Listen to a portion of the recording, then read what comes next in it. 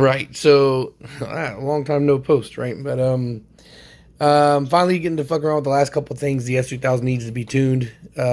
We are coming up on another car meet for S1 built, the all-wheel drive guys over in Tampa. And I'd really like to get over there with the S2K, and I don't want to go over there without being tuned. So, finally getting to the rounds of the last couple of things I need. I needed the fuel pump changed out, my injectors installed, and my map sensor. Starting with the one that's the bigger headache first, which is the fuel pump, and it's a headache simply because of the fact that how you have to get at it is a bit of a pain in the ass. Now, I've always dealt with 255 fuel pumps before. I've never built a car that I planned on going over 500 horsepower. 255s are enough for that, and those are just a general direct replacement. But this one, I have a 600 or 700 horsepower capable engine, and even though I plan on just maximizing what I can do on pump, I figured I would get the bigger fuel pump off rip to go ahead and start with that to just save time if I would want to go back up and tune on E85 and just push the limits a little bit, which I may do eventually. But anyway, making this video because I couldn't find a write-up. There's a decent handful of videos on YouTube for the fuel pump replacements or whatnot, and they're all pretty much a direct replacement for this, which is just, get the fuel pump unit out, take the old pump out, put the new one in, and you're pretty much rewiring it directly in the same way it came out.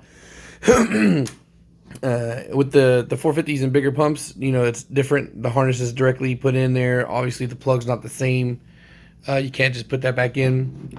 So normally, what would seem like a straightforward thing, not really a big deal, just cut the harness and put the new harness, put the old harness plug connector onto it, or possibly even depin it, which I haven't even taken a look at, but it doesn't look like the pins are going to be the same.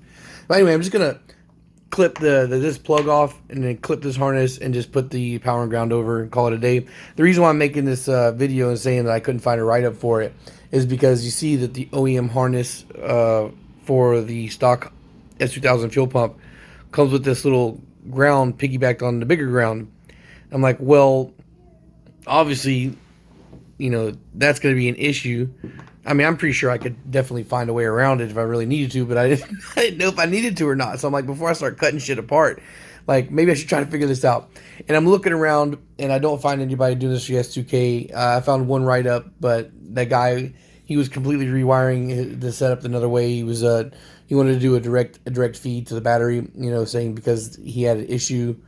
But I think he also modified his fuel pump wiring harness initially when he did the 255, and the way he had it on that one wasn't enough for the new one. But he was saying the issue was the harness wasn't enough to stop from overheating and stuff. But you can see that the harness on the new fuel pump is literally the same. So I'm not worried about that being an issue. And anyway, I just wanted to give to clear up the fact that I just talked to a friend of mine who's making all kinds of power on S2000s on a regular basis, and yeah, this can be ignored. So if you're going to go up to a bigger pump, you can just like I said, I'm going to clip it and swap it over, and I'm going to get ready to put it back together. And I'm not 100% sure how this is going to sit because of the fact that this is a fatter pump, so I might have to do some more jerry-rigging. So I would just end the video here, but because I want to see how it all looks and back together and whatever additional modification I may need to make, I'm going to go ahead and end this clip here and then come back when it's ready to get dropped in, which may be a day, I don't know. All right.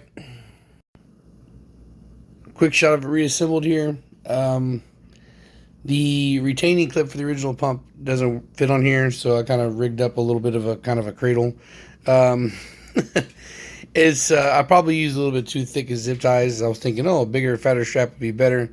Probably would have been better if I'd have gone with something thinner, so I would have been able to pull it tighter and crimp it on there better. But anyway, the original clip isn't on there super tight or super hard. It's kind of loose, so it's really easy to pry off by hand. So I figured, this added to the hose should make it a little bit more solid to stop the pump from like sliding out of place. So, all right, well, it's all wired in now. Pump's as secure as I'm going to get it. I'm going to go put it back in the car. And that's the ball game, ladies and gentlemen. Fuel pump is done. Now I just got to do the map sensor and the injectors. Maybe see about going and see about getting a head start on that today. Take a look at it, see if I'm going to need to modify or rewire my injectors or whatnot. Hopefully I can just do my little shaving trick and get the injectors to slide right the fuck in. And if that's the case, then that means all the hard work is done. I just got to pop them in there, or pop the 2 bolts or 3 bolts off the rail. Nuts, I guess. And then I'll be ready to go for a tune. Super excited, super happy. Should have done this a long ass time ago. But it's hot out here, man. And it's not cool. Thanks for watching. Peace.